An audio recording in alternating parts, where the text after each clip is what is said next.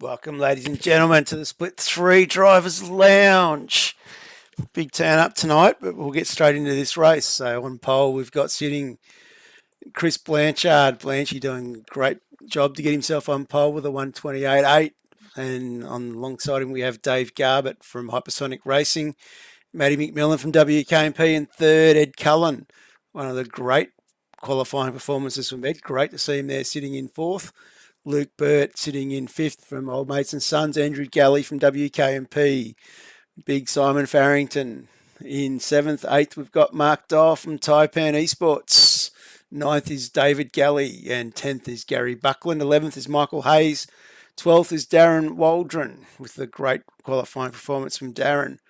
And then followed by that, we've got Darren Friend, myself, Scotty Parents, Pete Kelleher from Synergy Sim Racing, that's a teammate of Jamie McKnight, Paul Hayes, who jumped in the wrong server, Martin Lofthouse, who is our race control and our safety car driver, and then followed by that, we've got Jason Dunn and Will Munro, who didn't set a qualifying time. So we're going to jump straight in here and kick off with the race itself. And let's get straight into this action. And a great start there from Blanchy. Blanchy getting off to a good little jump. Bit of movement in the background. How you going, Hoff? Good to see you there, mate. If anyone's out there, jump in the Discord, join the Drivers Lounge. Tell us how you got on. And Blanchy had a flyer last night. He was absolutely cracking. Awesome start. Got away with it. Matty McMillan, no answers on lap one here. Managed to jump a couple of spots. Got past Dave Galbert.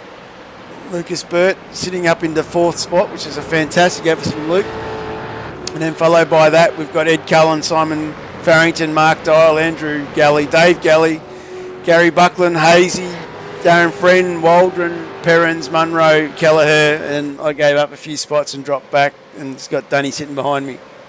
So a very good clean start.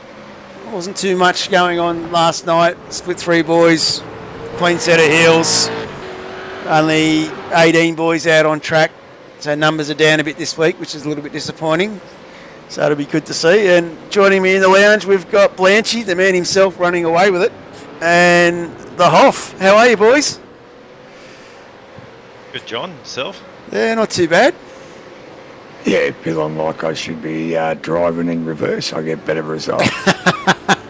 Yes, in Split 2, you did pretty well there, Hoff. You must be pretty happy with that, though, still to get over the line. Yeah, I was a bit disappointed because I messed up qualifying, so and had a few spins there. But anyway, I was virtually top of the practice table all week, and for that to happen, yeah, it was a bit upsetting. But anyway, yeah, not a bad result coming through. And we've got Faz here on screen. He's had a livery change between last night and tonight. Looking quite smart there. I was going to say, you need to put up the stream for us, John. Sorry, boys, I'll get that up. I'm slipping a bit tonight. There you go. It should be there now. Good, otherwise we'll be behind. I was behind all night, so last night. Won't give away results yet. I will say at some stage my Enduro pack, that's Andrew Galley going short route. Actually, I had the Enduro bundle on my wheel, decided to stop halfway through the race and lost all my buttons. Oh, really? Yeah, I couldn't even change brake bias. I couldn't do anything. It was quite bizarre. Couldn't communicate. That's Mark Dyle there in a bit of an incident with Faz. Andrew Galley having a little bit of trouble there. I was going to say WP&K is going everywhere there. No, it's just the two Galley boys not here to defend themselves, so I can rip into them. Oh, why not? Anyone not here is fair game. Mark Dyle again in a bit of incident there. Doing a bit of a I think that was with one of the old Mason Sons boys.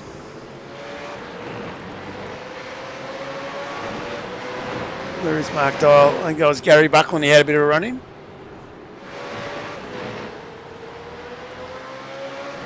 He should do all right this race. I spent a bit of time coaching him around here, so hoping for a good race from him.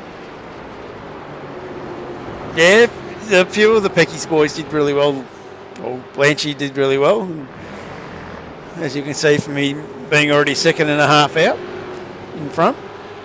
The Pecky boys are definitely starting to find a fair bit of pace, which is good, Hoff.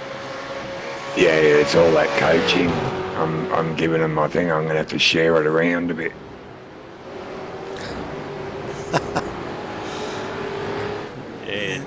And look, he is a good coach. I'm going to put down a lot. Even this week, he a couple of little things picked up, and that really improved my consistency around here, which was great. Of course, I'm gonna have a little bit of a stripe here at iRacing. Here we've got two cars without a rear wing going faster than me. I have noticed that in the V8s. Me and Hoffy, we did the 1000 last year, and there was this guy come in front of us with no wing, and couldn't catch him. And I'm going, okay, what's going on here? Yeah, like, no, I had a little bit. Well, Pete Kelleher came into contact with Scotty Perrins, and I sort of got caught up in it. And then these two boys just drove away. It was just like, but they got no bonnets. It's a little something with iRacing. I'm hoping that if and when they bring out their Gen 3 cars, that they put a little bit more effort into the damage model. Oh, absolutely, be looking for that. We might just jump up. Bit of a battle here between Dave and Matty McMillan. How are you, Jamie? Yeah, I'm doing the best I can to broadcast, mate.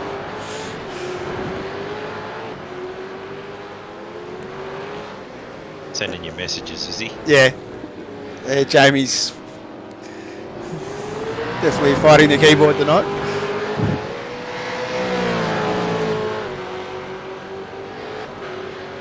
Of course, Matty again showing good pace. How are you, Pete? Good to see you out there, buddy. Not sure what happened to Ed early on. Ed had an early pit stop, so I'm not sure why that pit stop happened. We sort of went back and had a look last night to try and work out why. Somebody was saying they had pedal problems last night. I don't know if it was Ed or who it was. They had some issues. Yeah, it might have been Ed. Like I said, he did 3 stops, which was a bit weird.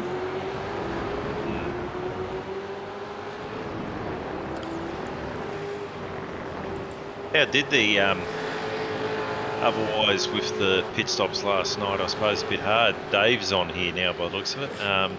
Did we all go the same strategy, seeing as how there was no safety car?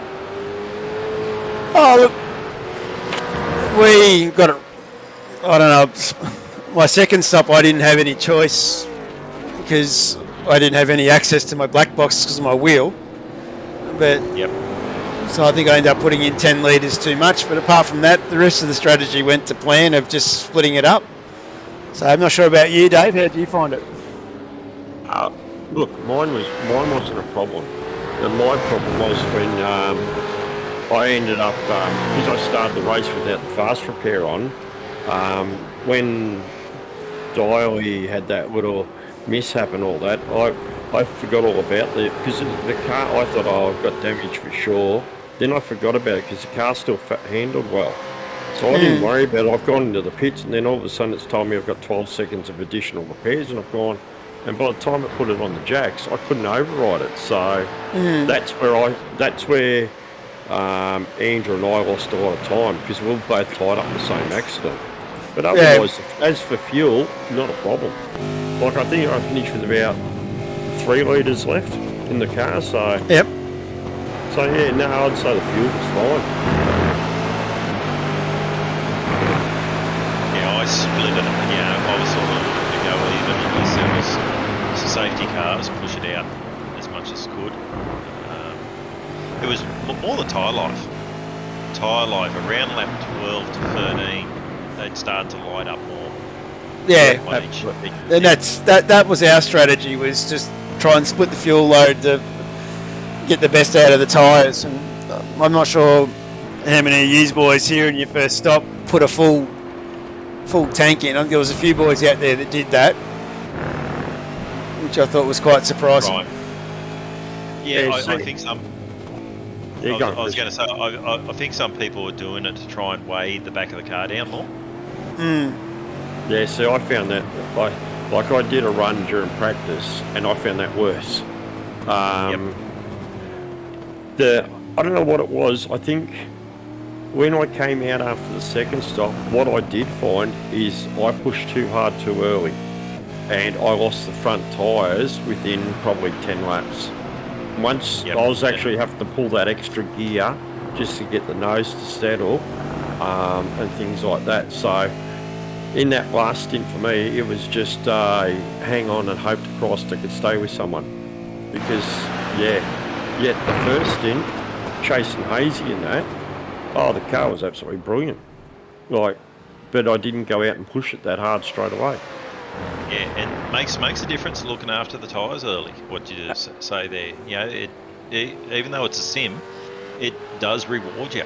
Absolutely. I never thought it until last night. It played, or evident to me anyway. I don't know how everybody, but just for me, I noticed that first stint, second stint, not a problem. That last one though, I came out because I dropped. I don't know what I did, but I dropped time, and then I tried too hard too early to make it up, and it was all over within about 10 laps. Then it was just hang on. This is going to scare you, but in that first stint in split 2, I put in 80 litres to get a bit of track position, and then in the second stop I put in 45 litres, and I finished the race with a litre left. Yeah, that's good fuel saving. I'll tell you what, were you putting fuel in to drive home as well, were you?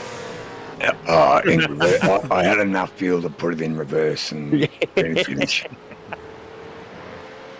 Yeah, because we went Actually- 60, 70, actually- 70. I was going to say he was winding the odometer backwards to make his fuel figures look better. Is that what it was? One thing you got to remember with tracks like this, they're very much like motorsport. So as I explained to Blanchy, in coaching, helping Blanchy out this week, you've really got to smash that brake before you start entering corners, and you got to bleed it off as you go in, and that's the trick. Otherwise, you burn up your front tyres. Yeah, righto. Yeah, trail braking's the key on this track. Oh, you got to smash. Like I said to Blanchy, you got to smash the living shit out of it. But as I mentioned in split 2, I'm willing to help split 3 drivers sort of gain a bit of time, and fuel saving added in for free as well. So if they're having dramas through practice, all they've got to do is call me up and say I want a hand, and I'll give them a hand. So no dramas. Appreciate that. And look, with the practice side of things, it's always good to we go off and practice with our own, and this season, being the first real crack at it, I found that going off with Maddie and then John and doing that has absolutely helped me out of control. I think absolutely brilliant. The biggest thing you've done this season, Dave, is seat time. Yeah, that's been where your big improvements come from, and that's where I fail. I don't put the seat time in. Yeah, that's the same with me too. Since being in the league, I'm home every night. I'm living a real life, so I'm putting in the seat time and the speed's coming, but also helping and coaching. You learn a lot through that as well. So it's everything comes together. See, I've also cut down my other sim stuff that I'm doing just to concentrate on this. I was reading one of the top V8 sim races. I can't think of his name, but he's got his I rating is like 9,000 or something. And he said, just cut down, do the one make, the one series, and really work on that if you want to improve. And that's exactly it, to be honest.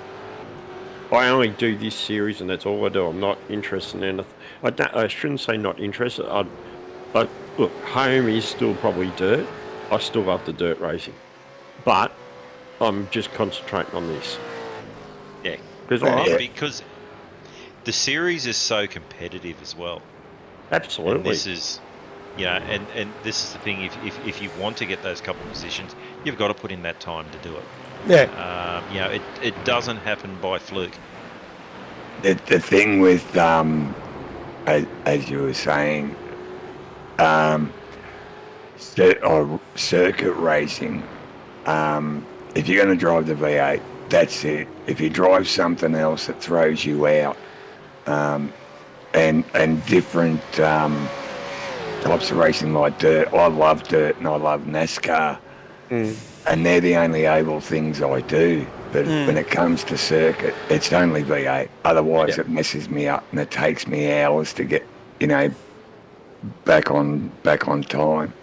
Well, funny you mentioned that because it's absolutely spot on. Because what I did, I've still got a D-grade license, so I thought I better start looking at that and upgrading it and stuff like that. Well, I jumped in a Ferrari. Some bastard put the steering wheel on the wrong side of the car, so everything was all arse about. It makes a big difference, doesn't it? Huge. Bathurst I was doing GT3, again sitting and coming down through the cutting at Bathurst. You're sitting on the wrong side of the car, and I'm hitting the wall. I'm going, oh, you idiot, you're on the wrong side. I just did a series called the NTE series, where we had the TCR and then 20-minute TCR race and then a 40-minute V8 race. And you laugh about that at Bathurst. So you're in the TCR, you're on one side, during the V8, you're on the other side. And your braking points, I just noticed that my car has got the right colours on it. Yeah, I know, because we finally got trading paint sorted out for you. And Andrew as well. No. But last night, the night before it had the right one on. Last night it was running something different. Yeah. And now it's got it back on again, so I don't know. Yeah.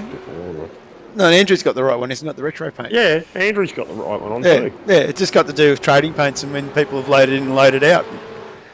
And files been deleted, so. Who knows? And I did a trading paints update as well before I came on tonight to make sure. Oh, righto. It's actually interesting. Hoffy would probably appreciate this. If you go from a bonneted truck to a cab over, you used to find yourself sitting over the white line a bit. Yeah, and going over wave bridges, you stick your head out the window and go, oh, I'm like that, and then crunch. Yeah, I can swing in that door. Yeah, no, I can't. I used to get out of an N series into a cab over, and then all of a sudden, you're sitting over the white line, and you get out of the cab over into the N series, and you'd be sitting over the white line, and you go, oopsie, back over.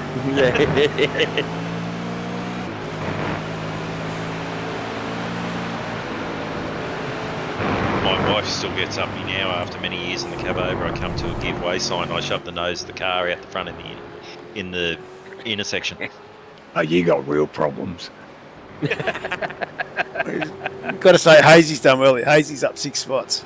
He had a cracking start to the race.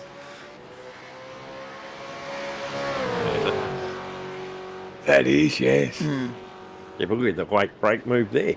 But take it on yourself, it's all right.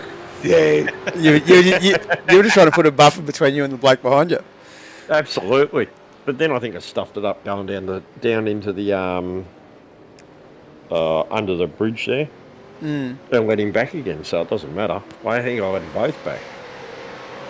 I've seen a few people come a cropper through there. Yeah. Under the bridge. What I did a couple of times is instead of down, I don't know why, I normally always held fifth going down there. But a couple of times I hit 6, and all of a sudden you're that wrong gear as you're turning into that blind apex. And all of a sudden you're going, hold it, and then you're starting to look for another gear. But by that time, you've lost the front anyway, so you're going straight ahead. It's a very, very simple, because sometimes you get that drive. Oh yeah, great, go the next gear, and it just completely froze you. Yeah, Just a little fuel saving technique through there. Coast. Yeah. You don't need to throttle through there. You can actually coast. Just hold the pedal, so you got a bit of engine noise, but it's not pushing. yeah, righto.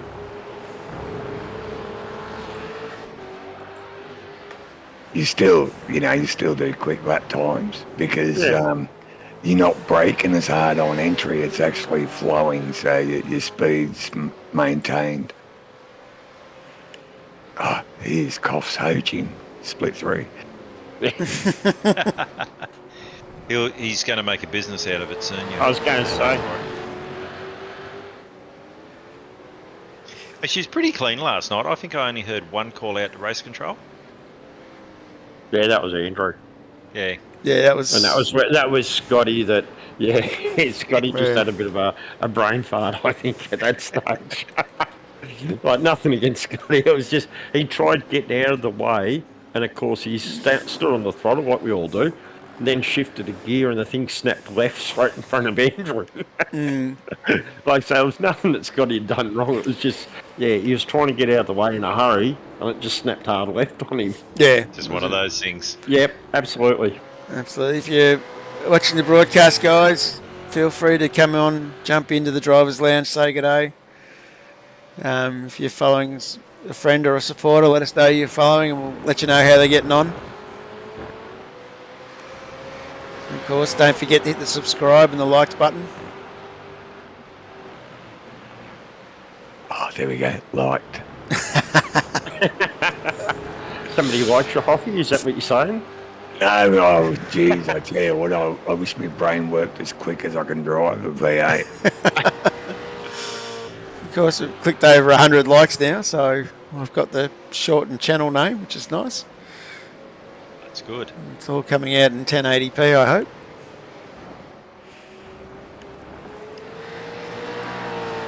So, Scotty in turns the background. Yep. You said about the numbers that we had last night, which 18 probably a bit lower than we like it. Mid 20s is always a good size field in this. Yeah. The numbers for next season. Oh, they're huge. Yeah, I've got no idea yet. I haven't really had a good talk to Ben. If you're out there, Ben, jump in and let us know.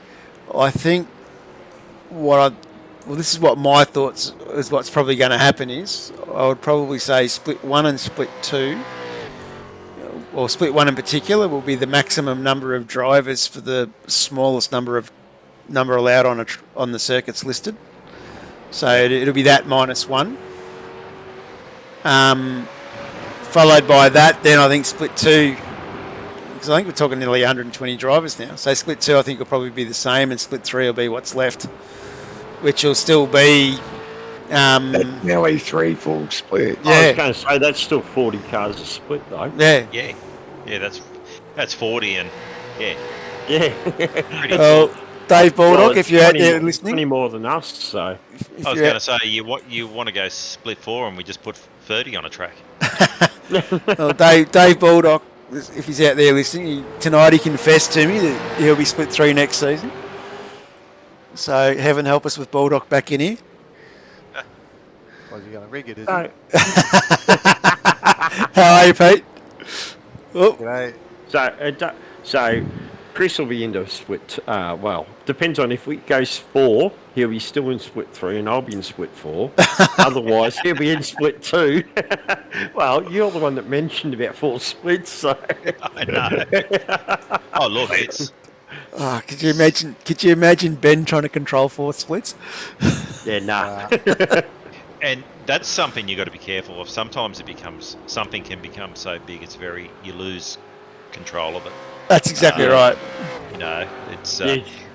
and look, the success of this. I'm only a newcomer. I come in late last season. I come in about the 3rd or 4th round. I started in this. Hoff, I blame again. And I'm absolutely loving it. You're welcome. You're welcome for your wins. You know. Yeah. I never saw him once he put the trophy up in the air, Hoff, and say, thanks, Hoff. You know what I mean? Like, I think there was a bit of something going on there. I heard him cough. I heard him cough. Was that meant to be a Hoff? Yeah, it was, it might have been. And Faz has joined us as well. How are you, Faz? Yeah, not too bad, mate.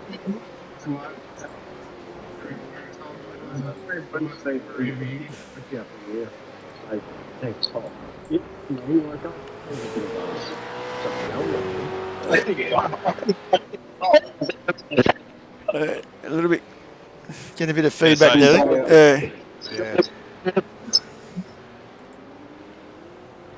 Simon probably needs to mute his YouTube.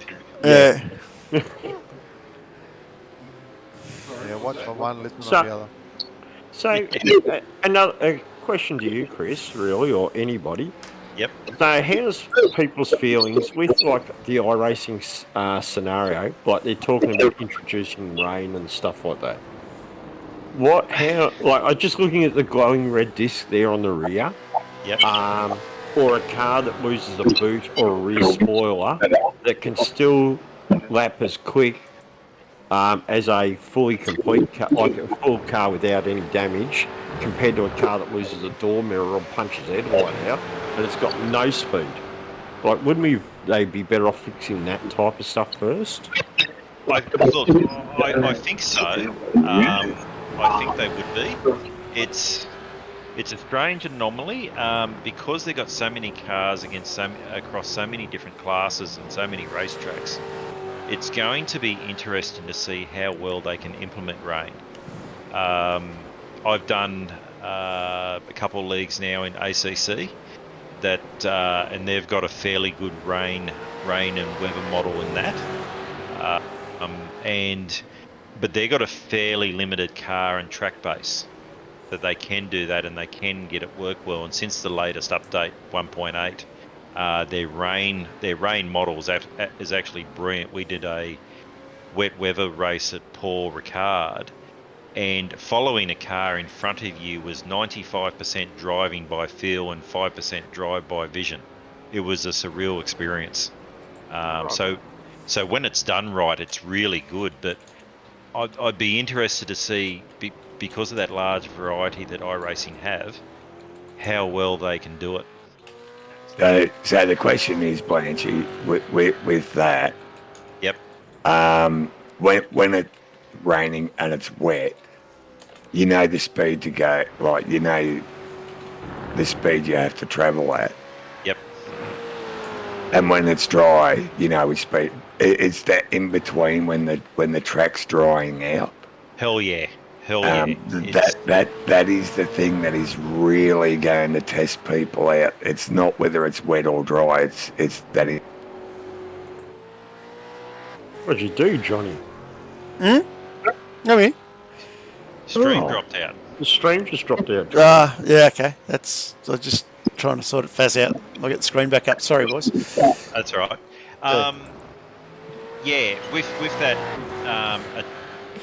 and this comes down to how they're going to do their model and how well executed it'll be. And I'm assuming their first version won't be as good as some others that are out there on the market. But yeah, it does then become another thing, you know.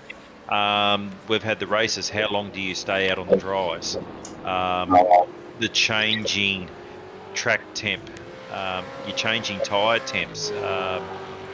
It's a bit different to GT3. You don't get a visual aid there to tell you what your tyre temps are doing in iRacing. So you've got to do it more. So you would have to do it more by feel, and then of course the same. Both coming into the wet and coming out of the wet. It's continually changing conditions the whole time. Yeah, see, I reckon like another aspect with that, I think it's going to be great. I think more to the point, I love the compulsory pit stops, making you sort of think on the fly a bit. I know some people it's like anything. You're never ever going to keep if we've got 120 drivers. You're never going to keep 120 happy. However, for my personal opinion, I actually like having that challenge. It's I was only thinking about this before we got on here, and I know there's been a lot of debate. I actually have liked what the compulsory pit stops have brought, which is the opening up of the fuel tank to put in more fuel. So it gave us that option, and that's something that some people are probably struggling with a little bit at the moment, and it's something we're all going to learn with time. So baby steps as we do some changes you don't want to do, and you don't want to take away from what this series offers. Absolutely. It is great what it does give, because we're on a fixed setup. You're not spending your whole week trying to get a car right. You're actually going out there and learning the track, and then we see that in the racing as to how close it is. You can even see in the practice sessions the times between the split one drivers to the split three. It's not as much as you see in other series, because those factors are taken away. It's absolutely brilliant. Like, as you just said, you hit the nail on the head that you're not sitting there every night trying to find the ideal setup and stuff like that. Like, if that was the case, I could quite honestly say I don't have the time to do that, like many other drivers that are in this field. Yes. Yeah. Big shout out to Jamie. He does a lot of work, all the team does, a lot behind the scenes. Oh, absolutely. And those guys, it's like anything. It's like having a committee at any sporting facility. That committee does a lot behind the scenes to make the events happen. So from Ben to Jamie to, I don't know half the people behind the scenes. So just those two names are the ones that I know of. And I bet you there's 100 more behind it, but you can't do it without them. No. And with Jamie's setups, I've driven thousands of setups, and I've always tweaked them for me, but they've never ever been quite right. So therefore, I've never really learned how to drive it. But when you get to a fixed setup, you've got to learn to drive it, and that's the thing with fixed setups. And the way Jamie does it, they're safe. They're really, really easy to drive once you work out what's required. I mean, brake-wise, that's 99% of the setup. Yeah, I mean, I run a lot less brake-wise than the rest of the team. But that's it, But Jamie does the setups, and then you've got to learn to drive the car that way, and you'll find you'll get speed just through doing one setup for a track. I beg to differ on that, because I don't have the same equipment as Jamie, so I'm never going to be able to drive like that. Well, I drove last night with the G29 wheel and pedals. You don't need, this is a misconception with gear and what you have. I was doing as quick times last night in practice, forget about qualifying, as what I was all week with my own setup. So it comes down to how you work that gear, not. Well, then, can you explain then why would I have been doing 128/8 in practice before the race the night before, then come back into the race to the quali and do a 130? When I was driving the car exactly the same way as what I was in the practice sessions. And then in the race, I didn't do any good. I didn't get into the 128s once. Yeah, funny you say that, because I was going to say Sips. We've been on practice sessions where I've had no grip at all, and say for instance, Blanchy, he's got heaps of grip, and then as the server goes on, all of a sudden I'll have all the grip I need, and Blanchy's got none. So it's a funny thing, iRacing, with grip and its physics. Yeah, absolutely right. Like with what you just said, Hoffy, I know when we go out and do our team run and stuff like that, like my brother will turn around and say, "Have you got grip through these corners and that?" And I've gone, "I got nothing," and he's monstering you. Or Matty will say the same, or John says the same. Like sometimes you'll get in the car and it just feels. Yep, that's me monstering terrible. you right there on the grass. That's it. Yeah, I see that in the background. Sponsored by Massport Mowers. Thank you for that. Oh, Victor. Yeah, Sir, Yeah. Sir Walter Grass there. Yeah. No, see, It's well, I was going to say it's interesting you brought that up because when we hopped onto the official session last night, our whole Peggy's team, we were all still sitting in the one channel, and I'm listening to Sips, and Sips he's going, I can't get below a 29. He said, and this was lap after lap. He said, what am I doing wrong here? He said, I've just got no grip. My times are slow, and it was just no fathomable reason as to why when his PB was in the low 28s and he should have been able to at least crack into the 28s and couldn't. Whereas I hopped onto our session last night and I kid you not, I did my out lap and my first lap was a PB. Yeah, scoff. And but I couldn't beat that again the rest of the night. Go figure. And I found the same thing. I drove out there and I've gone, this is totally different. I haven't driven something like this with so much grip. You could nearly put the car anywhere you like, and it sat there. But then after that, it fell away. Yeah. I couldn't work out why. I'm sitting here, hang on, it was a 28.6. And I thought, this is only a 10th behind you in practice. Yeah, and going, this is this is a pretty good opening lap on the first lap. I thought this will, I should be able to knock a few more tenths. I couldn't get within a couple of tenths of it again. It was just the grip fell away. I tell you one thing I did try during the week. I hit a session where I had no grip, and I think I mentioned it too. I've got no grip.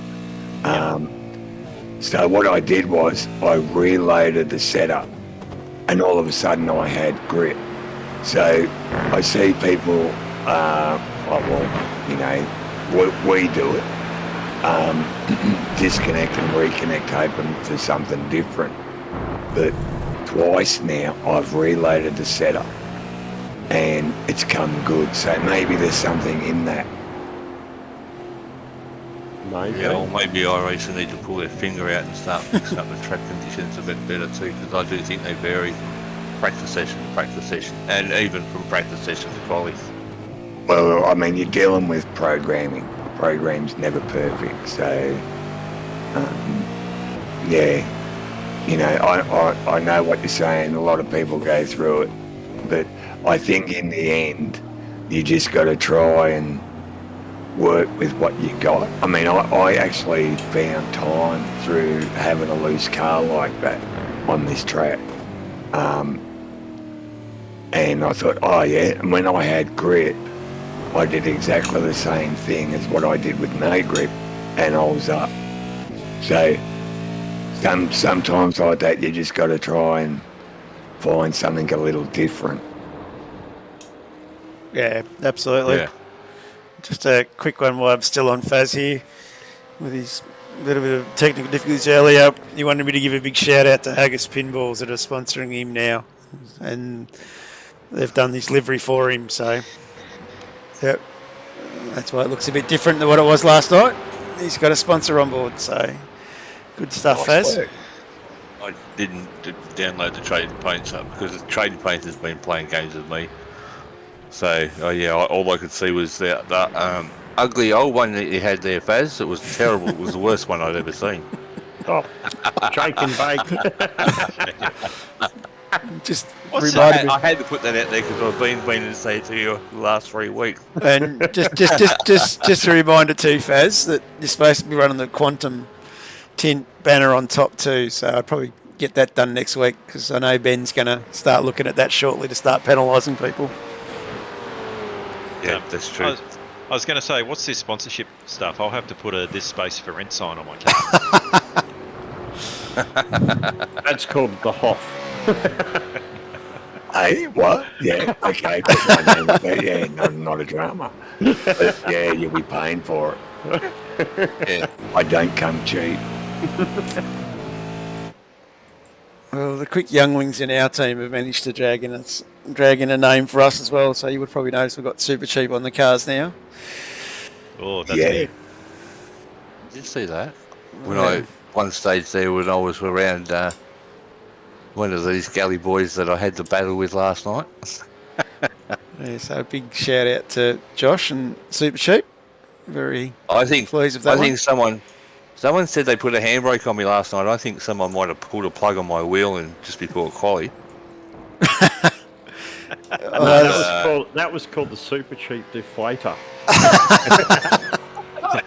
Because it decided to in the last corner switch to PS4 mode while I'm trying to turn left. It said no, I'm going to pull hard right and just switch over to PS4. Okay, sorry, Mark. I'll forgive myself for doing that to you, but you weren't beating me brother, so. But yeah, I've had those troubles with that, and I don't know what made it just decide it was going to switch over. Of course, Strange you said that because I lost it about lap 17. Mine pulled hard left, the steering wheel ripped out of my hand. Oi, Johnny had his enduro wheel buttons and stopped. yours played up. So you know what I mean? It was actually strange. There was quite a few glitches with software last night. Thankfully, I didn't have that happen, but I only got a new PC last week, and and I didn't realise there was a new Fenatech software installer and driver out. So you've got the new one. Yeah, I have updated in the last week. Yeah, so have I. You're the only one I know. Yeah. I updated in the last week as well. Oh, yeah. Right, cool. Yeah, because I didn't. I waited till after last week's race was over before I fired up the new PC and went through and put everything on. And okay, here's this new installer software they're talking about. Oh God, here's a new firmware. I'm going, please pray to the gods that we, get a decent install here and not brick it. And all work good. Roy Clark, are you game enough to come into the lounge, mate, and say that in person? Or is the or is the banter just the new banter alliance? Is that just keyboard warriors? It must be. He wouldn't. He doesn't. Yeah, he doesn't have the balls to come in and say that because he knows he's got less talent than I have. No, I was going to say last week I hadn't changed anything, and those settings have been changed. I hadn't opened the Fanatec settings at all. Yep. I haven't opened them for months. Then this week I get in as soon as I got into the session with Jamie's setup. I could not stop lock on wheels. Didn't matter where I went with the brake bias. Every single corner, I locked the wheel, ended up in the fence, the gravel trap, wherever it was. I went into the Fanatec software. I actually had to turn off the automatic, the auto settings in it. And then I come back out and I was able to brake and make the corner. Which I don't understand what was going on wrong there either. It's all right, Hazy. It wasn't a good night for me either, mate. So, but yeah, going back to that, Fanatec, a few issues there because like my enduro wheel pack last night at about this stage of the race just stopped. So every button I had, I was surprised I still had gear changes, to be honest. I could still steer and I could change gears and that was it. So I couldn't talk, I couldn't flash lights, I couldn't go to the black box, I couldn't set my fuel, couldn't do anything. Yeah, but I tell you what though, Johnny, your microphone still worked because I think for that was half an hour of that in Discord with us, in Discord, all we heard was, this bloody thing with bloody wheel, this was going wrong, that was going wrong. I'd look down and I'd be in fourth gear doing 150 kilometres an hour going around a corner going, that's not right. Yeah, that'd put you off. And then at one stage I had to get one of the boys to relay a message on to somebody, a thanks message, someone let me pass or whatever. I heard that, but I didn't hear anybody else. I didn't hear Faz. I was going to say, I did hear somebody relaying information for you during the race. I thought, what's going on there? Somebody on this. Matty did. Well, Matty did it. Yeah. If you're listening, Faz, I can't hear you when you're on the radio, so you're one of the drivers I can't hear when you're talking. I know that you're talking because I see you on the broadcast here, but I can't hear you. You don't come up. I had a Fenatech for 12 months. Enough said. Yeah. Oh, they're all right. Yeah, they're all right. It's just they need to pull their fingers out with their software and shit. And when they update something like that firmware, tell us it's coming. Give us some sort of friggin' warning. And this is where I let Blanchy past. Yay. I see. Cooperating. That's good work, John.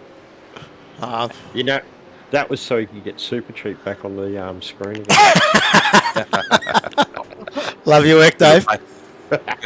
You got to get those sponsors out there to get the money, don't you, John? Hey, any way you can do it. And of course, Cataclysm Computers for helping Benny out a couple of midway through last season. Big thank you to them too. I think the whole team's nearly running Gallus computers now. Just about are. I know the two Galley boys are. Yeah. I take it they're an Albury mob. No, they're No, not. no. Melbourne. Melbourne. No. Melbourne. Down in... When Ben did his GoFundMe stuff, we ended up going down through them. Down in Cranbourne, isn't it? No, not Herringburn. Hampton Park. Yeah. To be honest, he's one of the best, like, straight down the earth guy. Doesn't try selling you bullshit. He goes around and goes, right, you can buy this, but you're wasting your money. You only need this, this, and this, and that is it. Trust me, from that area, that's pretty good. That's where my neck of the woods is. Yeah. Used to be for 30 odd years. Yeah, I think the business is not. It's the business. I think is actually over in Scoresby somewhere. Oh yeah. But yeah, which isn't much better. It's Josh Evans is his name, the guy who owns the business. Yeah, good fella. And the funny thing is, you can turn around and send you a message, and he'll basically ring you straight back and go, "What's your drama? Let me have a look."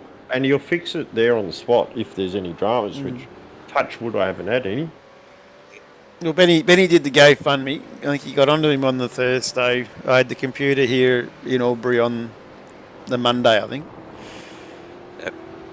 So we only had to do the one remote session with Cam Veacock's computer to, I think it was first split 2 of East Coast.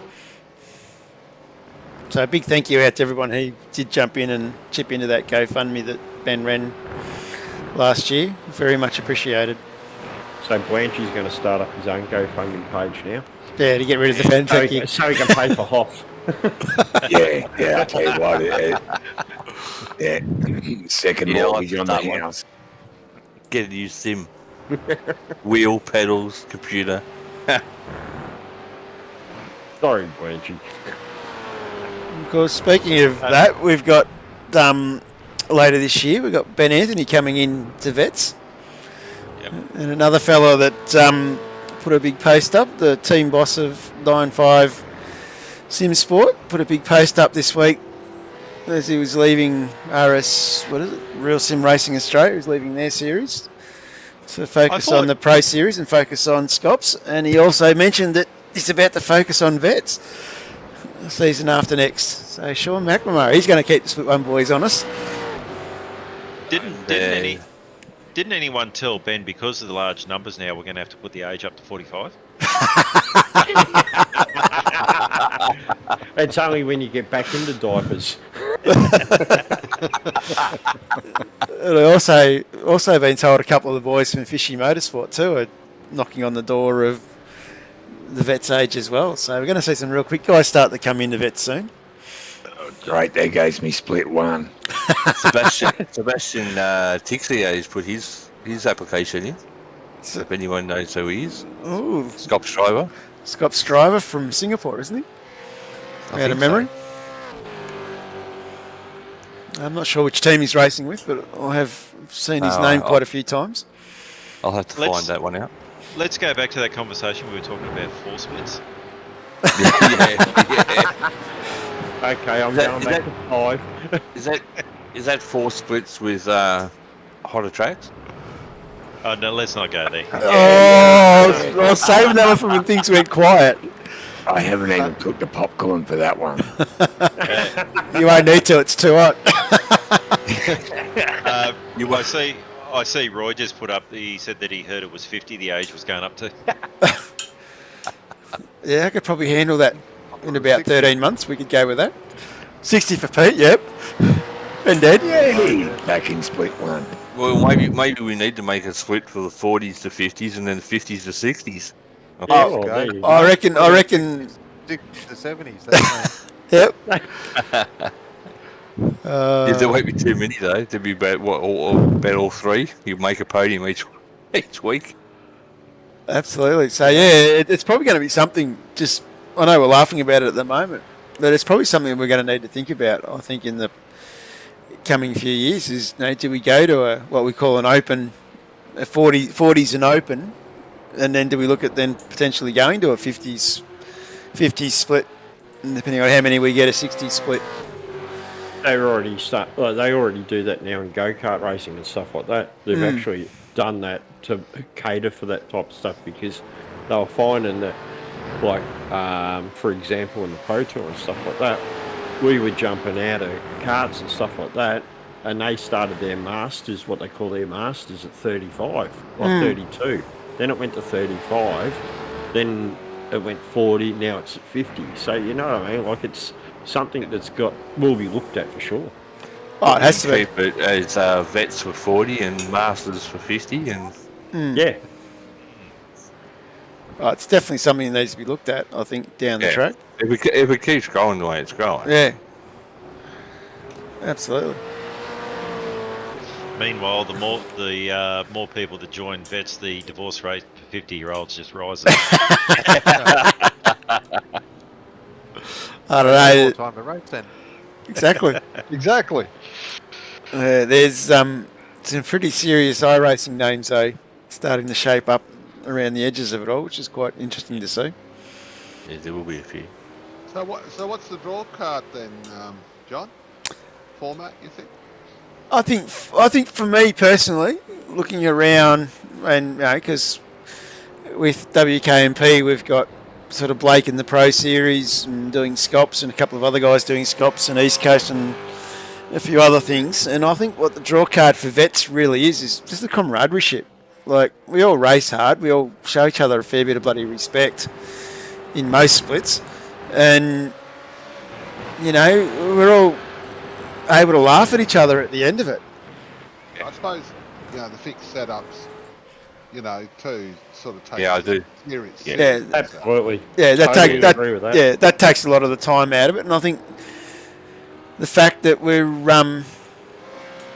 got the ability to work with that, and Roy now coming out and saying, don't forget too, if we've got hot tracks and rain, we're going to have to start thinking about open setups, or we're all just going to have to suck it up, which I think it's going to be case of suck it up.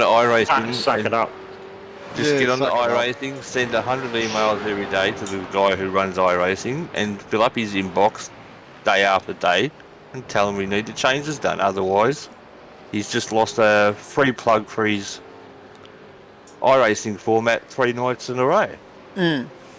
While it does sound great, the variable weather and the rain and that, it does. Where we go back to what the advantage of the series is that you're got the fixed setups and you know what you're up against.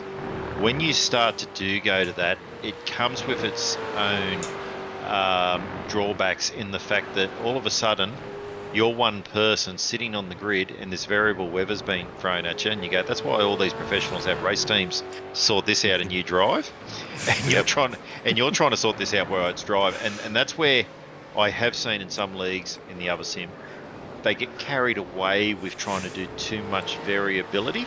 Oh, well, there's a 20% chance it might rain tonight. Oh, okay, so I'm doing this setup, but now I've also got to work out what my wet weather tyre pressures are going to be. And then, okay, do I do a setup with less camber for wet or more wing? And and you go, really, that's taken away from the time that I should be enjoying it, because I'm worrying about the variabilities in the race. So it is good in some ways if you do like that sort of stuff, but it can be a drawback in the fact that, yeah, hang on, it's too much to think about. Mm. Just And Hazy, I try to talk about the racing, mate, but I can't get a word in. go on, John. You're right. You go, Huffy. Just going along that line of chat. Do you think the real life V8s are becoming boring, and iRacing is picking up the slack as far as enjoying the actual what do you call it? Can't think of the word. Help me out, Blanchy. You're quick. Enjoying the close I'm racing. not in your head. Yeah, I know where you're going. Yeah. Yeah. And I do think that the real V8 supercars is becoming very predictable. Once you've got your grid, that's it. The race is done. You may as well not race, because once the grid's up, it's going to finish that way. I mean, I don't know how many going years. Yeah. You go, Dave. I was going to say that's what happened to F1. F1 was that predictable. Everybody just turned off. Yep. Yeah, you watch quality and turn it off. But you go back and have a look at the Pro Series race on Wednesday night. You know, to have the top 4 drivers in Australia finish half a second apart after 44 laps of Sebring, you're not going to get any better than that. And then the one to add on a 55-degree track. Yeah. Whoever's listening out there, the track was hot, boys. Well, no. To be fair to the organisers of it, Mark, what they've gone and done is they're using a weather app that all the drivers have access to, and they're basically running the weather on the track on the day. Yep. That's what it should be. That's exactly what it should be. And if the so-called setup guru can't go there and set up a car for that track condition, the only other way I can think of doing that would be to set up 3 setups, and Jane would one for hot, one for wet, one for cold, I don't know, and then Ben picks the one that we are going to use. No one knows what it's going to be. Well, that brings another thing in for the Bathurst 1000, doesn't it? Because, you know, I went up to Bathurst every year for 5 years, and I think there was only 2 times during those 5 years where it was really hot. Every other time was around 20-25. So There were a few that were variable too, weren't there? Yeah, but you know, are they going to bring hail into iRacing to replicate Bathurst? They're going to have. How about the odd kangaroo and beer can?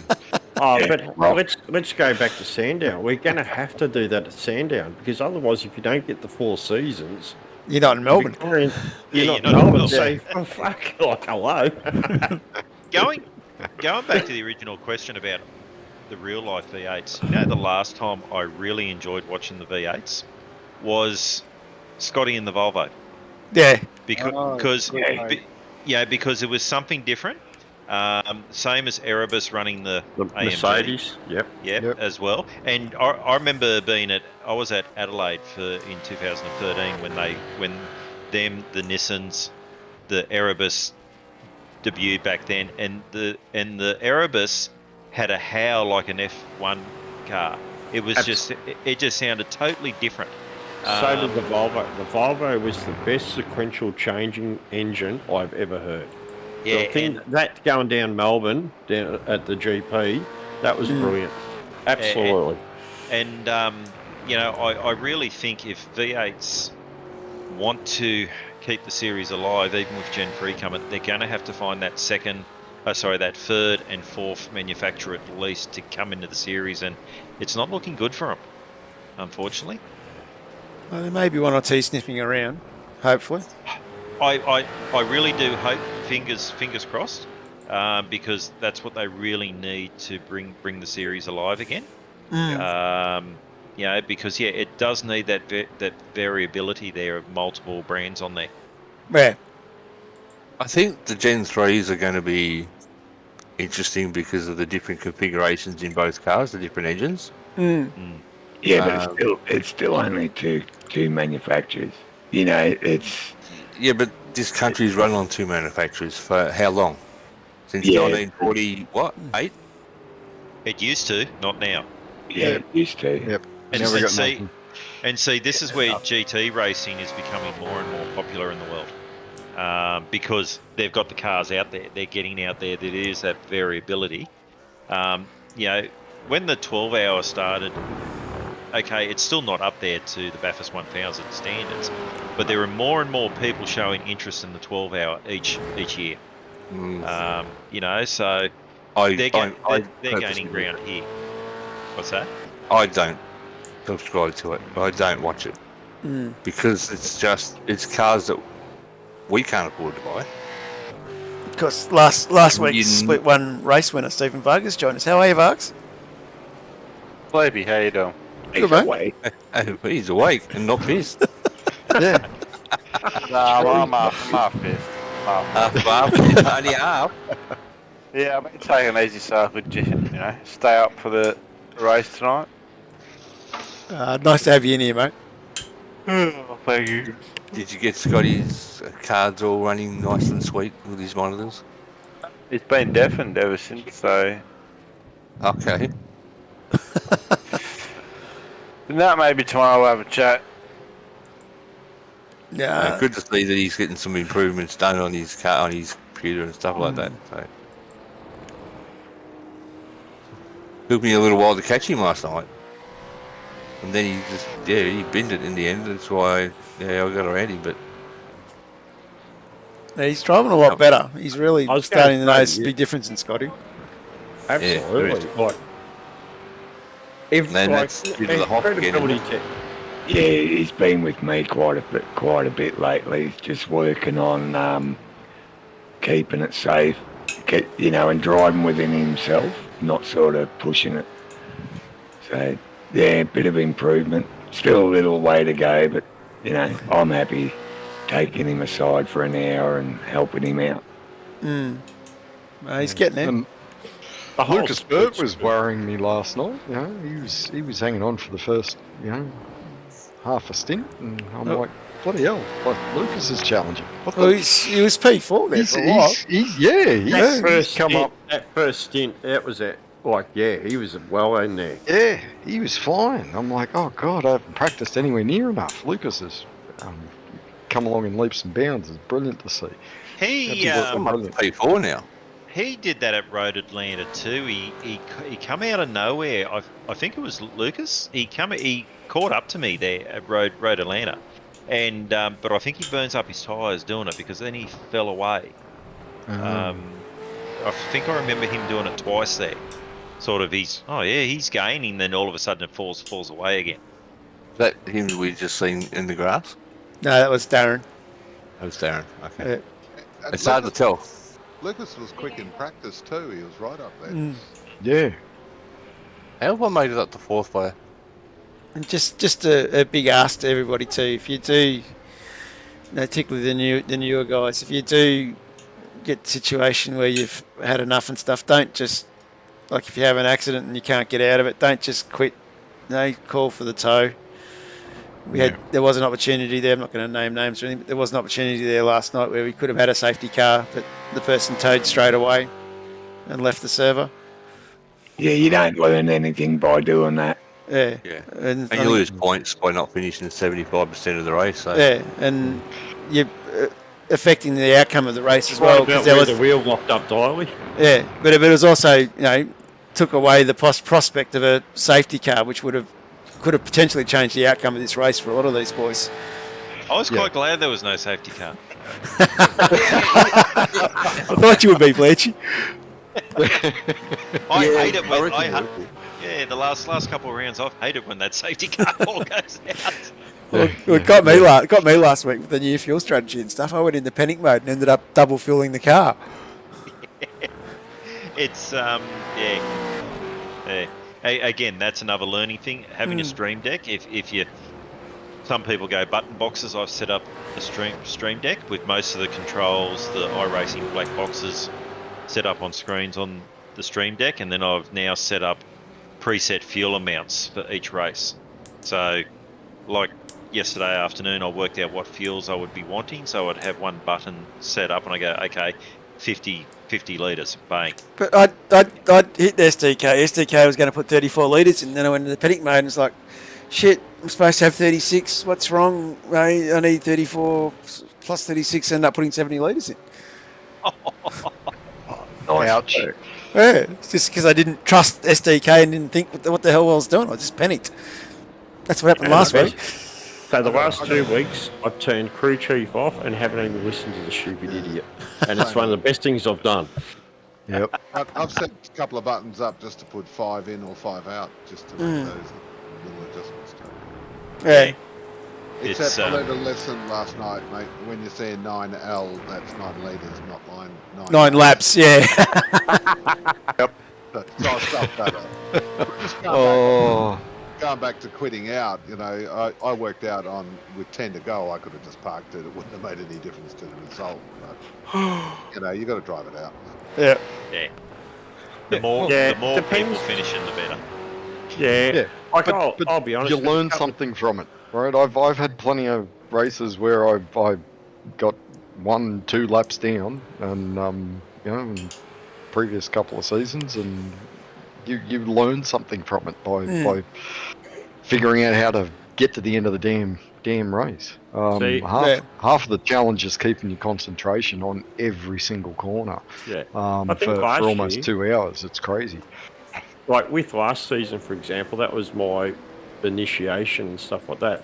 What I found is that because now we're in a split 3 where we only had the 2, you would drop and that's like when we were driving off the mirrors. I felt that I just didn't want to get in the way, so it was easier for me just to sit the car in the pits and just sort of sit there. Like once you got 3 laps, 4 laps down and stuff like that, it was just easier to leave it and not interfere with other people's racing, because we all get whether it's hot under the collar or we get that racing bug. You don't want to destroy somebody else. Absolutely, and look, I 100% agree with you. One of the things I'd love for the next couple of races in Split 3 is, you know, like, when you've got a blue flag, generally that picks up at what, 1.5, 1 second gap. 2 seconds it kicks in. 2 seconds. Yeah. It may still take us 2 or 3 laps to get there, to catch up. Get there. That's right. To get there. It does. So just keep going. Yeah, just keep going. If you're exiting the pits, right? Like last night, we all had to basically brake at the pit entry. So if you're coming out of the pits and you're in 2nd, 3rd gear on the way out, you're doing the corner speed. Just keep going, guys. Right? You know, and obviously the car passing when they're ready to pass, we've got a flash button set up somewhere, and we can flash and, you know, and do things as safely as possible without destroying everybody's race, you know, because there's you end up with these groups, whether it's the front of the pack or the back of the pack, and everybody wants to have that opportunity to attack and defend and do as well as they can. And if we just keep, you know, it's very nice to be gentlemanly and let people past, but we also need to be aware that, you know, we might be being a bit too kind. Yeah, if that makes sense. Absolutely. And I think with that, just an extension on that is that when you get that situation, the thing that I've noticed is that when a blue flag comes out, and whether I'm the one that's being lapped or anything, I'll just sit on that same line. It's just the way, like, people expect you to move off the race line and stuff like that. To me, as a racer, that is actually worse because you can't predict where he's actually going to go. Yep, consistency is what you need there. Yeah, exactly. Like, you'll get up to some people, and some people, like some faster drivers, expect the other, like the lapped car, to get out of their way. Well, I'm sorry, but I look at it the opposite way. If you're lapping him, it's up to you to get round him. If he's going to keep staying on that same line, that's a hell of a lot easier to read than all of a sudden somebody making a sudden move one way or the other and then taking them out. Well, that kind of goes with My race last night, starting from rear of grid, coming through the field. I don't know how many people took notice of me practice times. Myself. No. Wasn't in your split, mate. Wasn't paying any attention at all. Oh, okay. No, but the point is, if you're a lap down, a slower driver, and you know someone is faster behind you, do you block and prevent them from coming through, like trying to get through? No. And You don't block. You don't block. No, you don't block. It's all that bound together. Yeah, right. Mate. But it's on the faster driver to the faster driver knows how to get around that slower driver. Because Ben And he should Anthony's know how to. Ben Anthony's just put up a topic to discuss, and start of next season we've got our first female driver coming to join us. Not sure what split she's going to wind up in, but Diane Feldman from Full Send, or she races with Matt Feldman. I'm not sure which team it is, but Diane, I've raced against Diane in the Full Send series on Monday nights, and before that it was the Slideway series. She's quite a handy driver, and she's quite competitive, so it'll be good to see her come and join us, and looking forward to that one. Awesome. She'll be treated just like any other driver in here, you know. Absolutely. Yep. Yeah. Absolutely. Yeah, don't know if that's a good thing. Hoffy doesn't discriminate. He hates everybody. That's right. You're in his way, you're out of the way. Yeah, but it's don't underestimate Diane. She does a lot of rallycross racing with the young bloke Matt Feldman. Matt's another quick driver out of that Full Sense Slideway series. So she'll know how to rub panels doing rallycross. Be good to have one on board, a girl on board. Hopefully that'll attract some more. Yeah. Be awesome. And yeah, just rolling back to staying on the race line. If anybody's done any of the multi-class stuff, GT3, GTE, you get told off if you're in a slower class and you don't stay on the race line. Yes. It's you go read the real life rules in GT3. It is not a requirement to move out of the way. It's up to the passing car. Yeah. It's the blue flag is actually a guide, and across different race classes they'll have different interpretations. But so it's not an automatic thing. I found all the guys I came up behind last night really good. I never flashed anybody. No. I don't expect. You get arrested. You get arrested for shit like that anyway. So I know. I've got a story. I've got a story I can tell you is offline, but not on here. One night waking up in Ballina. But anyway.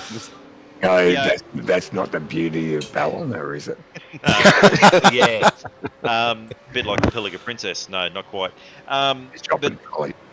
But I don't expect anything until I get to within half a second of the car in front, or same the car behind me. As far as I'm concerned, just keep racing as is. Otherwise, until I get to half a second, then maybe as we come out of the corner, hold your line, lift a little bit, and bang, I'll go. And that's what you have to do. Is either lift that little bit early just to make it easier on the transition.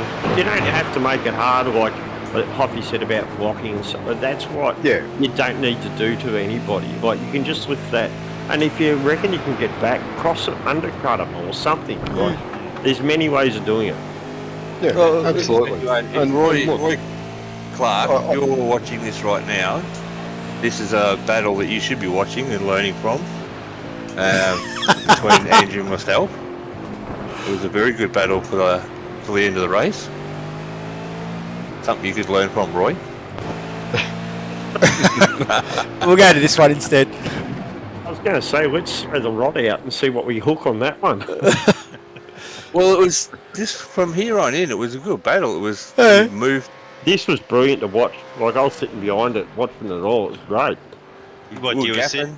you were sitting there behind and watching, going, "Let's hope they get each other. Let's hope Absolutely, they I get each was. other." Yeah. That goes Well, through I won't- I won't- goes through every racer. I Every was racer going to does say, it. I'm Was not sitting going there to come on, tag, touch each other. Just give me that little chance. And I was doing a fair bit of brake locking too. I was making a mess of some of them corners. Especially that hairpin. That second last hairpin. Yeah. Oh, terrible through there. Melbourne hairpin. Yeah, that was really I know, hard to pull it up for. Yeah. And I actually thought it was just. What's this go, Andrew? What's this go, Andrew? Roy? I was told tonight that the Bulldogs reached out to one of my WK&P drivers already. Are you reaching out to Andrew as well? Kind of split the galleys up.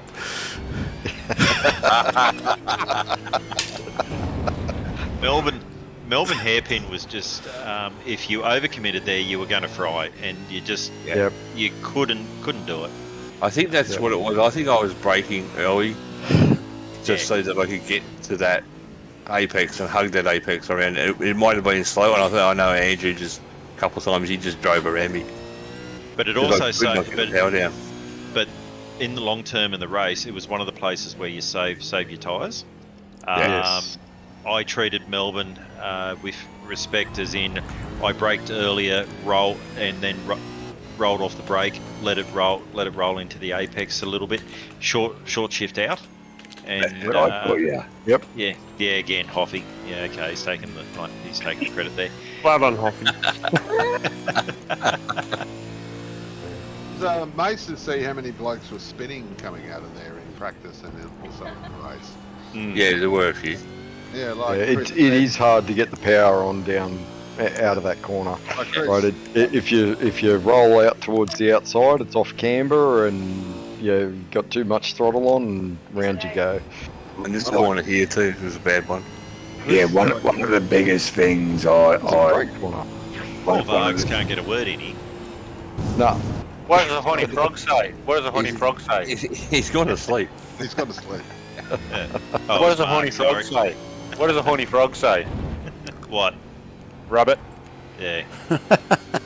One of the biggest things I tell the drivers. One of the biggest things I tell the drivers I'm coaching is if you come out of a corner and you're spinning wheels, then short shift. Always short shift. You don't get you don't quite get the speed you want, but you save on tyres. yeah. And I did 2 really long stints. I think I chucked 83 litres or something in each time. So I needed to make my tyres last for forever. So, and E3, how much fuel you use? And I only put bloody 74 in each pit stop. oh mate, I was absolutely smashing it. Right. If it didn't have red lights, I wasn't shifted. Yeah. So- No, I think when I fell back so far, I think I should have used the other strategy and filled up and went longer. I think I might have been better off, but man, Yeah, I It's put the full 94 in the last one because I got out of the sequence. I pulled up bloody 5 laps too short. Yeah, That was I- amazing. I just ran out Oh. the first tank, then done 7 and had it set up to go 74 and 74 again. yeah, that's what I did. I did 75 each.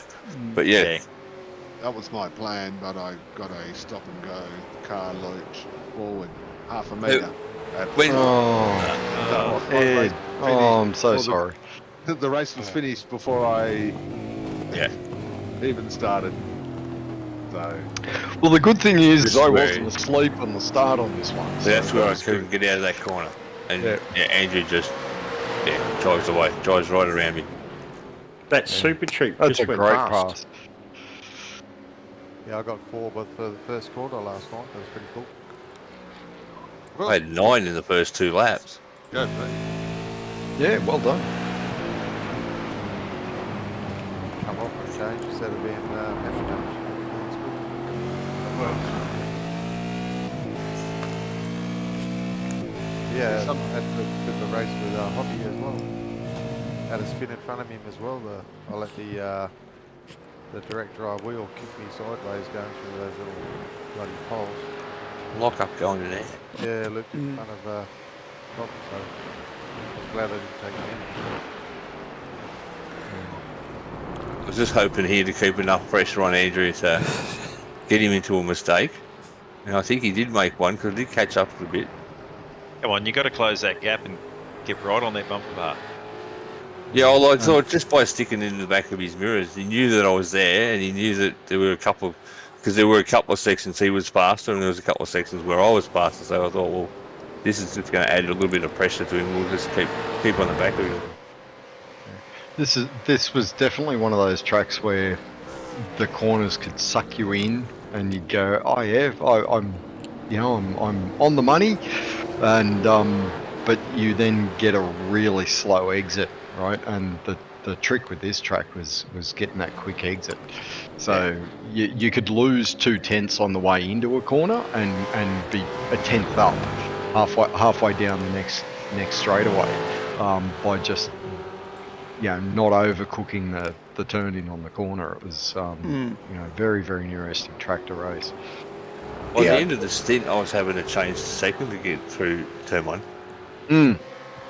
Yeah, so turn one is really high revs in second, or really low revs in third, with the 1074 gear ratio. So yeah, and to get more turn in, yes, shifting down to second as you turn in, and that's also a good thing if you overcook a corner. Ease off on the brakes a little bit and downshift again, and be patient and turn in a little bit later, and you'll actually get the turn. You'll actually make the corner rather than running off into the dirt. This is where I think Faz and I had a few back and forths on position. I think that's what you just hit the nail on the head. That's something I've learned lately, is not actually like to trail brake that little bit more, because these cars or this particular program really hates when you release the brake pedal completely, because otherwise, all the weight transfer goes off your front wheels straight to your rears, and all of a sudden the front's in the air doing nothing. So that's when it all pushes wide on you. So they really hate that sudden release. Well, it's a combo, right? So it depends on the corner and the camber. But definitely this car, there is a really distinct difference between being a little bit on the throttle, a little bit on the brake, and absolutely nothing at all. Right? I was going to say, it's interesting how the technique changes. Like if we go back to Mosport, I was running a lot more rear brake bias and running that trailing brake to turn the car and get it to turn.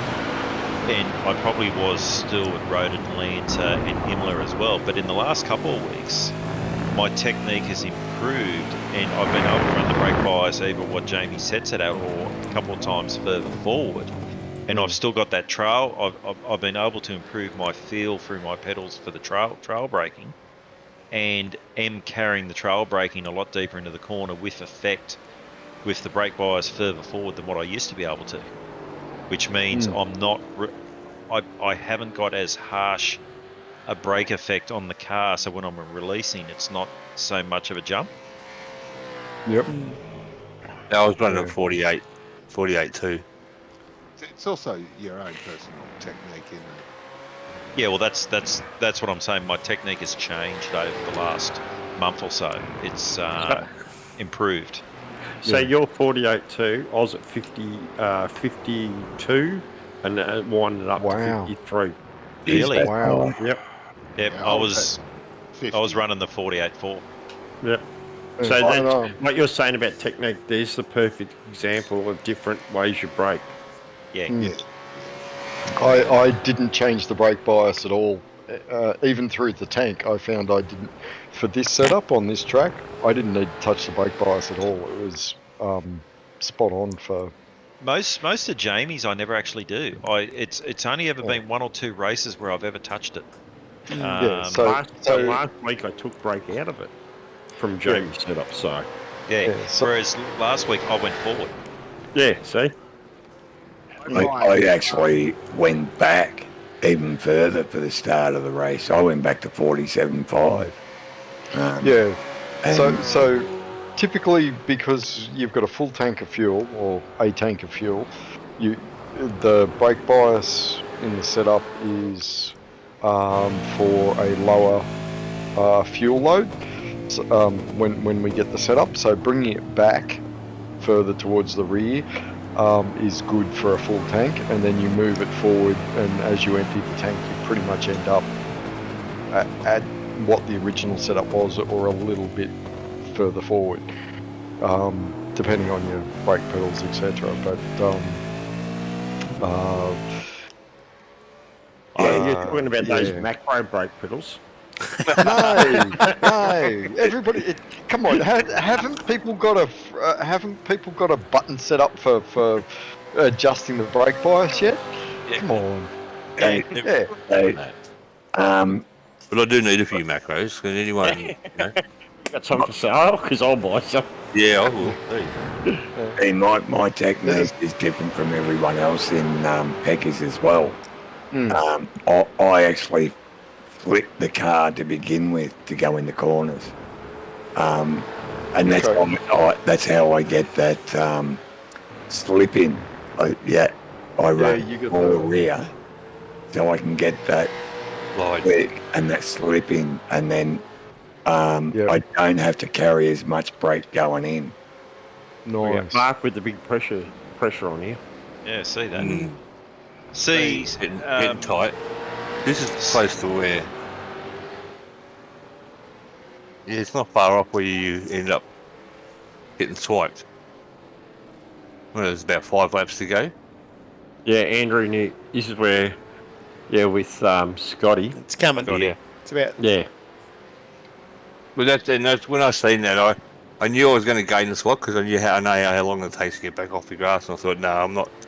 I won't hang on to the spot because it's a cheap game, and I just didn't want to earn it that way. We battled too hard to. It was brilliant. Like, you guys were battling brilliantly. Yeah. I think that's something I've noticed in Split 3 is people are like, yeah, no, that'll be a cheap position. I don't want it like that.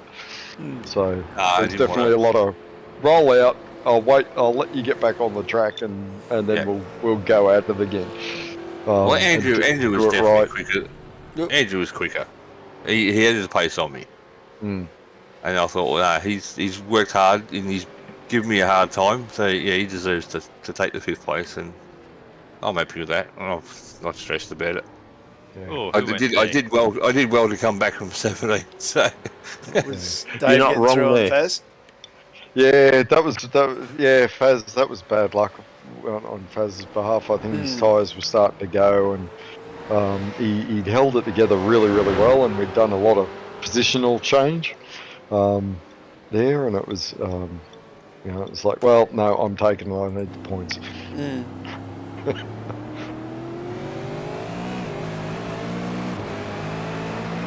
I was watching that on the the relatives at the time. Yeah. relative, do you have one up? Yeah, I've always got the relative up. Never.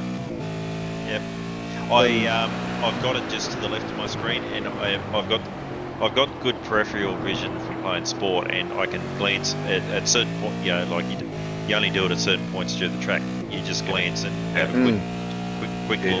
no, I'm more worried about my brake bias than who's in front and who's behind, and how far they are.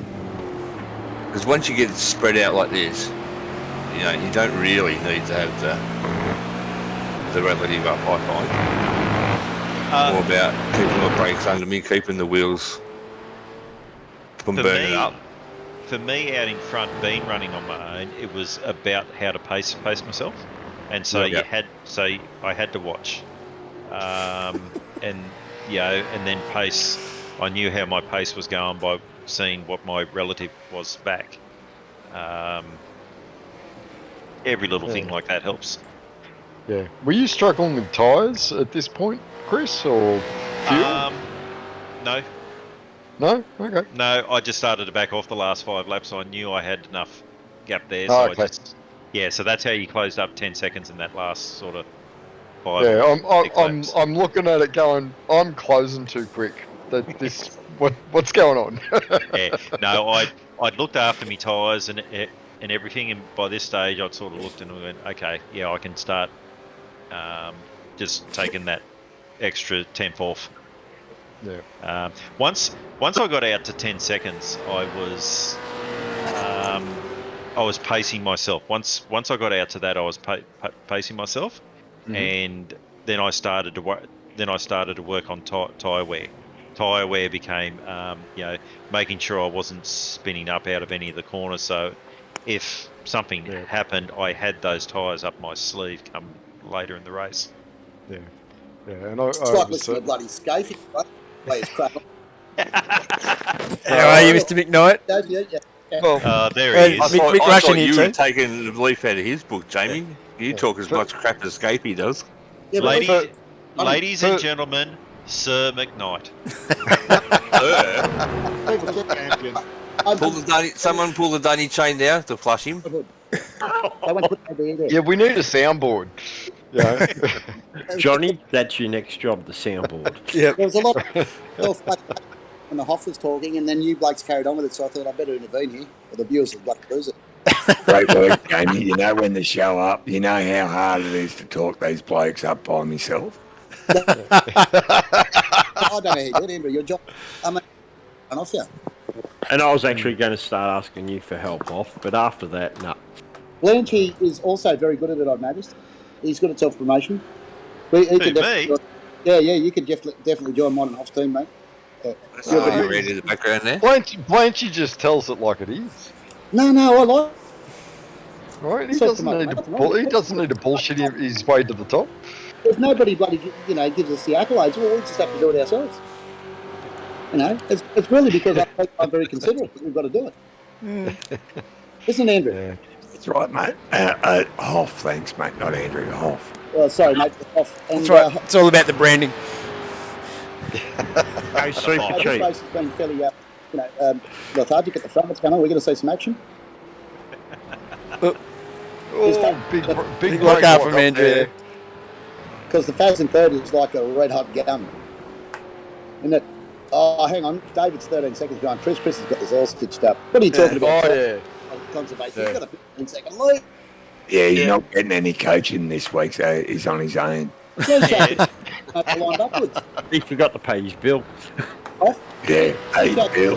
Lined upwards. He was that far in front.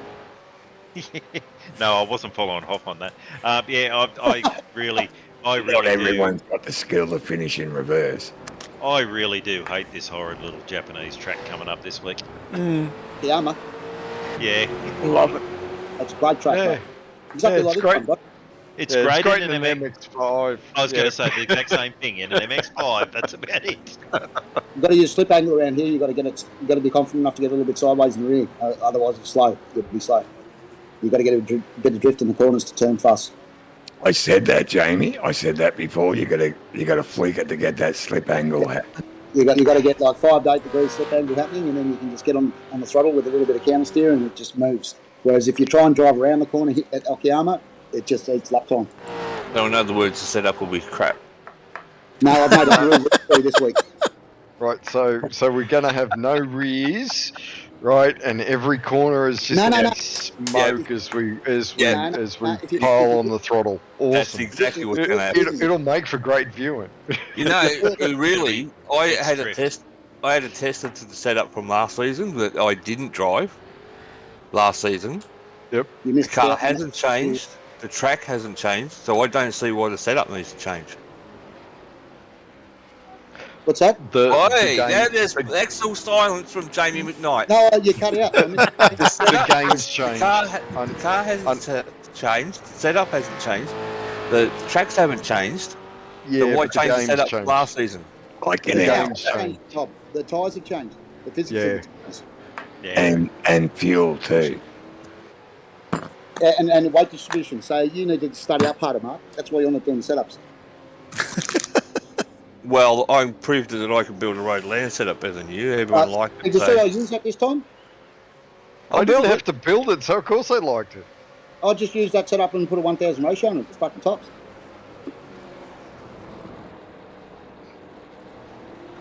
Wow, that's going to make me even faster. That's why I was so quick at right now. And now I know how to be marked off. I enjoyed the last 5 laps, Dave. I was in front of you, and I thought, go for it, man. You come out on fresh tyres with whatever fuel you had, and there was no reason to move over for me because there was no way I was really catching you. It was awesome. No. Next time you say, bloody hope you should have moved out of my way, mate. No. I was on top. Next time you see a door open, so I don't care why it's open, take it. I got the fastest lap with the second last lap to go. So nice, well done. It wasn't like I was. But you should have won. Like you got it. When someone opens the door for you, it's not your problem. You got to take it. Exactly right. I had somebody on fresh tyres in front of me giving me a tow where I've got shit rubber. After I don't know 24 laps or something of tyre use, I think I finished with about 60% of tyres. So. Yeah, gained on Chris. I want some credit for that. Oh yeah, absolutely. You kept me honest. You kept me going down the straights, mate. It was bloody awesome. Yeah, it was good fun. Look, if you're using him, that's fine. If you let him in front, yeah. But you don't do it because you feel sorry for him, and you fucking. Oh God, no. Yeah. I know he was in second. I was in 17th, mate, or 15th. So I don't think it made it. Right. If I was in 15th, I'd be like, get past me, mate. I've got to catch 14. You know what I mean? Like, you've got to think of yourself when you're racing, man. It's a selfish sport, but that's how it is. Yeah, he was going quicker than me. Ben Anthony. I've got to get a killer. We were doing the same pace. There was nothing in it. I don't think he actually got close. I don't think I got a blue flag. Ben Anthony, it was a gentleman's move because Andrew was taken out by Scotty Perrins with an unsafe rejoin. So Mark did the gentleman thing and let him back in front. That's different. That's what you should, right? But honestly, I actually was told by Ben that Mark Dole said earlier this season that he'd raced on some of the best McKnight setups he'd ever had, and they were fucking awesome. He must have been talking shit. Don't quote me, that's what Ben said. He said he must have been talking shit. No, he said you tell him. Daydreaming. Maybe one setup I could have said that for this season. One setup for out of the 9 that we've done. Are you sure you two weren't married in your past life? I think he might be. If I had been married to this guy, then he'd have been strung up by his fucking testicles, I can tell you right now. Who says I don't like that, Mark? Yeah, we're going back to that flashing thing again. Here we go. Last lap. Look, I think it was a good race. I think it was a 10-second gap. That's not. Yeah, it's all right, Goldfish. I know the last lap was coming. I'll tell you what, who's this we're on board with? Mark Dole. That was a nice line there, Mark. Why don't you do that all the fucking time? Setups fucking vary from fucking lap to lap. Well, that's because the track's evolving, mate. You're a couple seconds behind, Jamie. You got to watch the stream. Here we go. Yeah, you got to watch it live off. Sorry, I am too. There we go. Flashing lights. Blanchy over the line. Nice. Well done, Blanchy. Well done, Chris. I'll be honest, on board was with like Mark Duggan, not Mark Dole. Garber brings it home in second. Faz for third. Great drive from Faz. Yeah, great drive from Faz. Faz learned a little trick off the People's Champion with his brakes a couple of weeks ago. Watch out, he's on fire. He had his brakes. Matty McMillan. And not in this league, Roy. Not in this league. Matty in fourth. Matty. Andrew in front of Dial. And I don't know if anyone noticed, I had no race incidents that lap. That race. Oh well done. You got you had a 0x. I had pole. I had a 0x. I had the fastest lap. Oh, maximum mate. Well done. The recap. Well done, mate. Well done. I only ended up doing one quali lap because I ended up doing a PB on lap 1 on quali. Oh, did you? Right, yeah, and I looked down at the time and got completely distracted after turn 1 and went woo! And good recovery driving up 8 spots to Pete Keller, Jamie's teammate. Yeah, go Pete. Good thing. Go son. Yep. top 10. Good job. See, I spent time I was with saying Pete. tonight, he was like 6th at Okayama. I was saying, like, here's a typical like example of someone who struggled a bit when but he's just every week he's getting quicker, and he's going to be, I think, continually improving until he hits his level. And it's good to see, like, you know, so many people come into the series and you see them start struggling and they come good and better and better and better. It's awesome. Hey, Actually, Jamie. I actually worry about Pete next week because I remember last series he was quicker than me. Yeah, I worry about him too now. Yeah. I worry about all of you bastards. That's when I Right? stop getting help. I worry about. Oh, you say you don't want me to help Pete this week? No, but I might need some help with the setup, according to Mark. So Ah. I've shared it. I want to go test this. It's all shared, ready to go. I was looking for feedback. I gave you feedback. The boss thought you didn't take it. No, I was Anyway. overseas, mate. I couldn't do nothing from Las Vegas. I'd already pre-done it. Yeah. I My like sport. that. I like Set up. My Yeah. sport, you asked me in the session, the practice session, to give you feedback, and you didn't Anyway. take the feedback on. Quick, Hang on. So I am out of here, guys. I'll Right. catch you You next might be week. right. Yeah. No Right. worries. Catch, mate. Have a good all right, one. boys. Yeah. Just before we go next week, of course, we're off to Okayama, as we just talked about. So it's going to be quite interesting to see how we go there. A big And thank you. yeah, go Jamie. Big thank you to Mark Dole for creating this series. It's been fucking awesome for all of us and for the viewers. He doesn't do a lot right, Mark, but when he does something right, he gets it real right. So well done, buddy. Yeah, series has Thanks, been mate. awesome. Yeah, Mark. So you fucking cop that. What are you going to say now? Flash. Love you, mate. And On yeah, stop the stream. so no, it was on the stream. It's out, Oh, is it's it out on still- it's out on YouTube. So Yeah, go coming we're back still and help. going, mate. Still going. I'm sorry, moderators. And yeah, so big thank you for everyone dropping in. It's great to have a good crowd again. Come and join me next John, your week. stream is very, very high quality tonight. Oh, we're getting there. We're getting there. And Look, hopefully everyone can come and join us again next week at 10 o'clock on Friday night when we bring the broadcast for the Split 3 Drivers Lounge. And I know we didn't talk much about the racing itself, but we definitely covered We a lot. never do. We We definitely never do. That's the point. we definitely covered a lot of the hot topics going on in the vets world at the moment. So buddy, good luck. big thank you to everybody.